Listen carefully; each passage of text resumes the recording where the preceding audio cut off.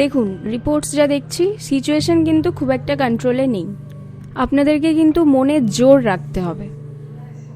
আমাদের বেবির কি কন্ডিশন? ও তো ঠিক আছে না? দেখুন, দুটো রাস্তা রয়েছে। এক, আমরা প্রথমেই কেমোথেরাপি শুরু করতে পারি। সেক্ষেত্রে কেমোথেরাপির কিছু সাইড এফেক্টস রয়েছে, আর সেটা কিন্তু বেবির ওপর আসতে পারে। আর সেকেন্ডলি আমরা কি করতে পারি, যে আফটার ডেলিভারি আমরা কেমোথেরাপি দিতে পারি। সবকিছু ঠিক হয়ে যাবে তো? এটাই আমাদের প্রথম সন্তান। হ্যাঁ, বুঝতে পারছি, দুটো ওয়ে আছে, আমি আপনাদেরকে বললাম। এবার বাকিটা তো ভগবানের হাতে, আপনাদেরকে প্রে করতে হবে।